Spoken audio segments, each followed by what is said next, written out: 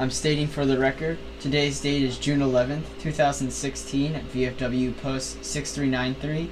I'm interviewing Ed Torres. Mr. Torres' date of birth is March 12th, 1926. My name is Christian White, and I'm conducting this interview as a part of my Eagle Scout project, Voices of LMT Veterans. Mr. Torres' date served in the United States Army during World War II. His rank was Private First Class, and he served in the European theater in northern France, Germany, and the Rhine River.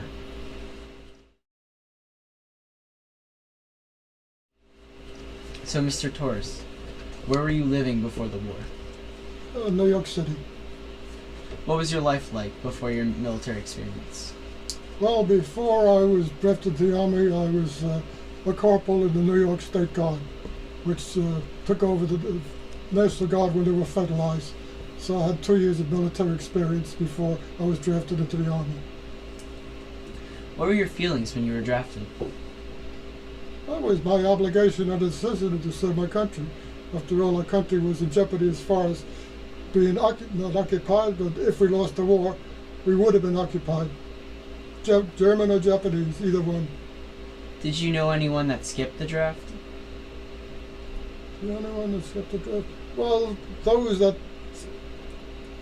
weren't drafted were, like, say, religious people, gay people, and those not physically fit to serve. What were your feelings towards them? Well, they wanted to, but due to the health state of hate and religion, they didn't serve. And as expected, after all, we have some kind of responsibility for those that don't want to, that would like to serve but can't. Do you recall your first days in service? Yes, it was in Camp Upton, New York, in Long Island, and what we got the first day was needles, which were quite painful, but that was expected. I had them also when I was in the State Guard, so it wasn't nothing really to do as far as being in the military for the first few days. I already had 2 years experience in the New York State Guard. Tell me about your boot camp training experiences. Well, it was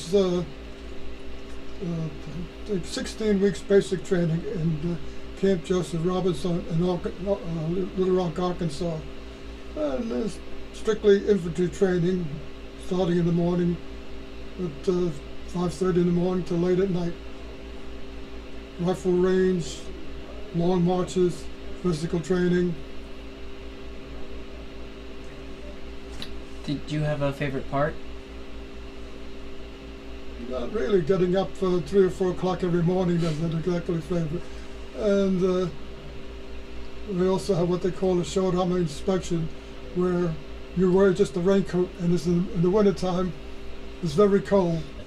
What the short armor inspection is what they use to check that you don't have any venereal disease.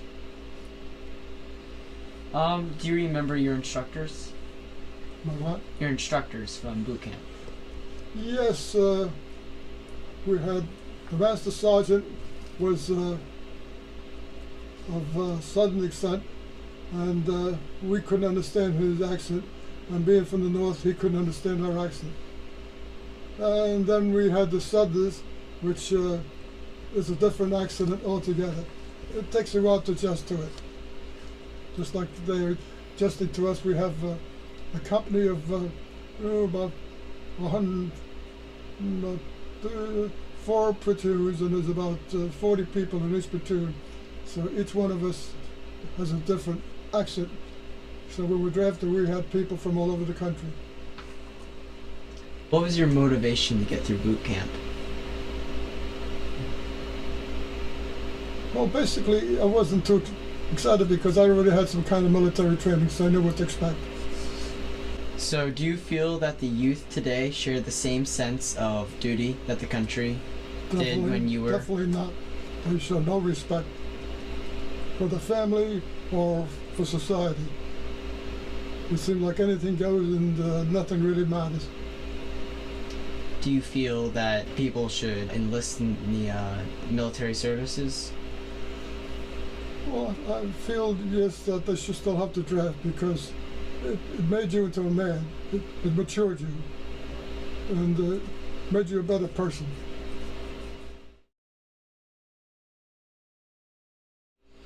Were you involved in any major battles or campaigns? Well, I went into action in the Battle of the Bulge in Belgium, and it was very, very cold. How anybody survived is unbelievable.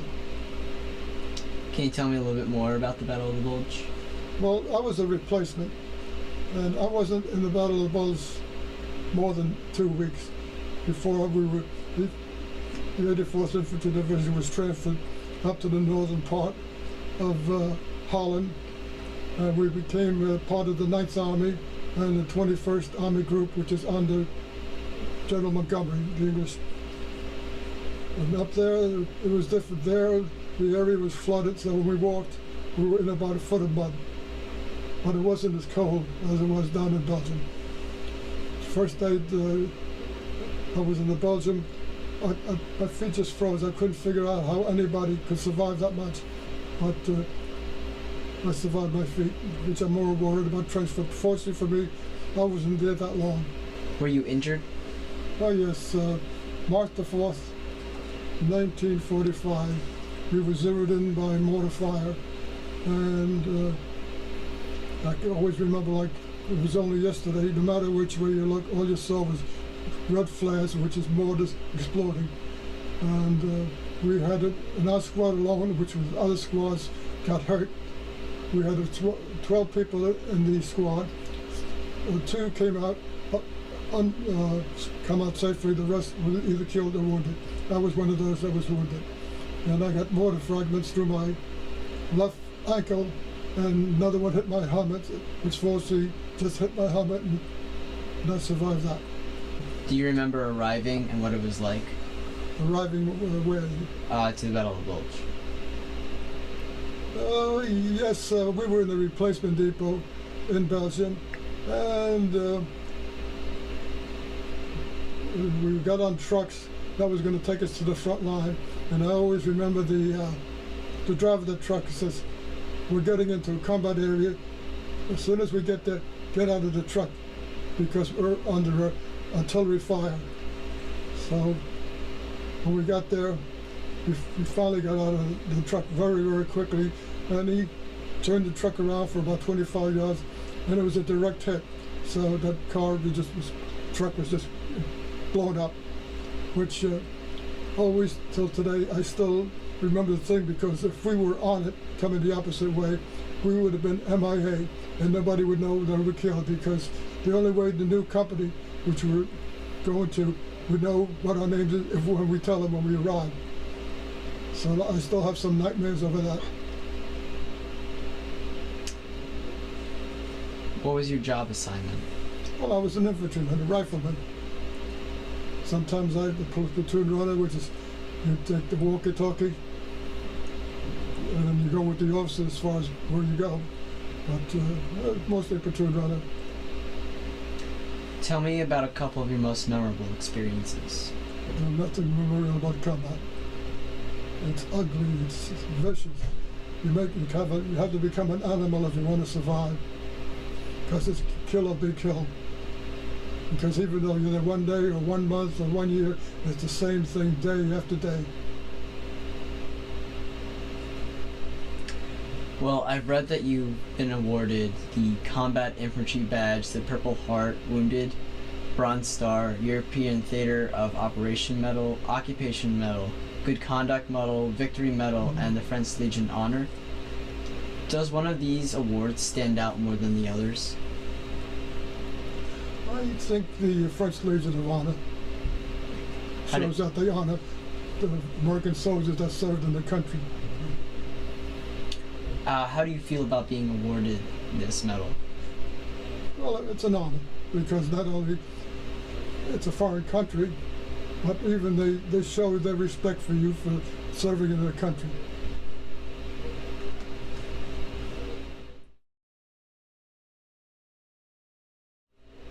How did you stay in touch with your family?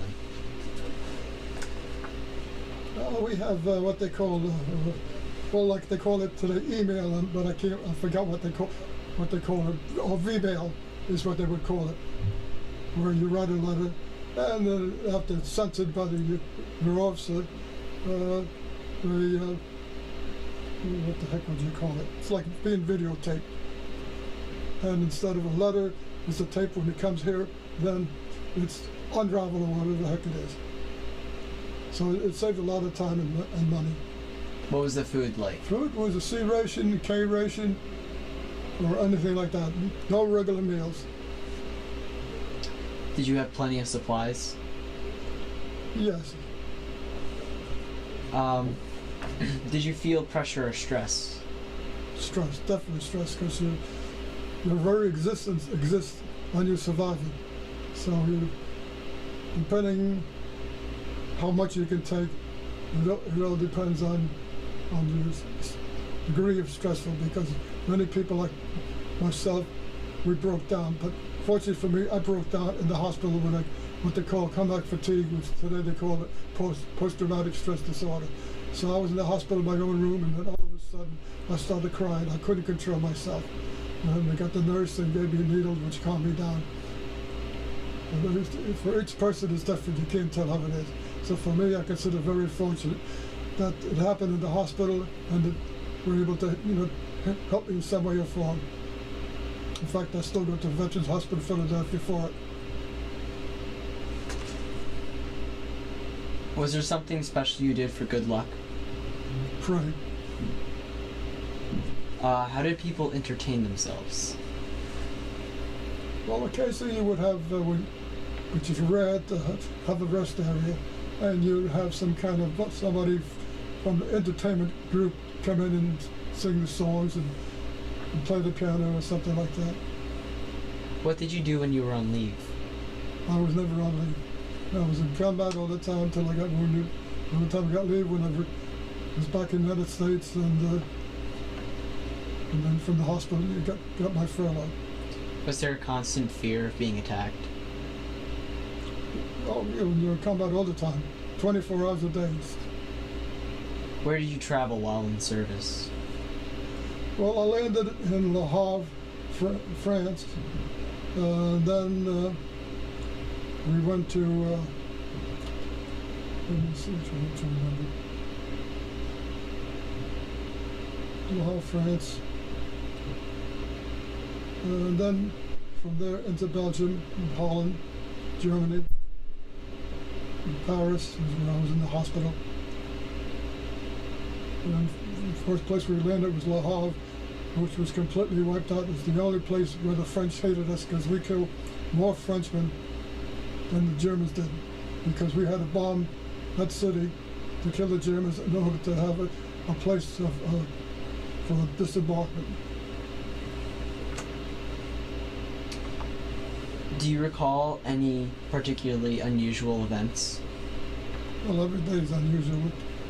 Killing and seeing people hurt. For me, myself, and I told you before, when we got off that truck and I seen that clown go out, I urinated my pants right then and there for the first time. Nerves just exposed myself for it. I couldn't stop urinating. What did you think of your officers and fellow soldiers? Excellent. I mean, every man did his job. We had nobody who was a coward or ran away under the duress of combat. Did you keep a personal diary? Yes, which I wrote after the war.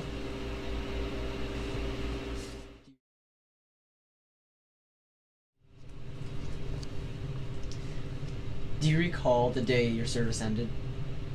August the 3rd, 1945. Where were you? And camped up in Long Island. What did you do in your days and weeks afterwards? Well, really did nothing, because at that time they had what they call a 5220, which the government paid you $20 for 52 weeks for doing nothing. Did you go back to work or school? No, not After a couple of months, I decided I better find some kind of job. So I worked in a printing company until 1947, where I went to go to college. Was your education supported by the GI Bill? Oh yeah, 100%. Being I was 100% disabled. In the past, for every year you served in the service, you got 1 year's credit as far as going to college. Being a disabled veteran, I was entitled to 4 years of college. So if it wasn't for that, I would have never made it out of college. Did you make any close friendships while in service? Yes, I had a good friend, Hugh Sweeney from Philadelphia. I seen him a few years later, and that was it. That's the only time. Did you join a veterans organization? Oh yes, I belong to all of them, the American Legion and the VFW, Disabled American Veterans, and the 84th Infantry Division. What did you go on to do as a career after the war? Well, like I said, after 2 years, I went to go to college in Trenton, which I got a BS degree, and in business. And ever since then, I make it my business to practice my BS no matter where I go. Did your military experience influence your thinking about war or about the military in general? I really wanted to stay in the Army. Like I said, I had experience with the New York State Guard, so I really loved the Army. I would have been a regular if it hadn't been that I was discharged for disability. What kinds of activities does your poster association have? You name it, they have it. We're a very, very active organization, selling puppies, helping out other veterans go to the hospital, or if people need some medical chairs or beds or something, we have them available. But a very active post. Do you attend reunions? The reunion, the 84th Infantry had visited them 4 different times throughout the country. But as we aged, we had less and less people, so it doesn't exist anymore, unfortunately. How did your service and experiences affect your life? Well, it made me a more matured person, a better person, one that adores life to the fullest. Is there anything you would like to add that we have not covered in this interview? No, I think you're pretty thorough. Can you please tell me about how you were awarded the French Legion or honor? Well, you had to apply for it, and in one of the organization, there was an article there about the applying for this magazine. So you have to apply to the French embassy in Washington, D.C. And then they send you a form, which basically is giving you the same information which you just asked.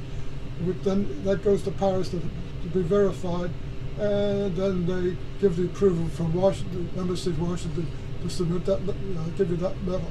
And that altogether it's about a 6-month process. But it's very, very enlightening when we were there. We had about 25, 30 veterans that was there, and also had the French ambassador congratulate us and talk to us. He talked to us in French because his French is much better than English. And then they had a ceremony afterwards, drinks and food and whatever. It was very enjoyable. It was very, very pleasant to us. It's wonderful.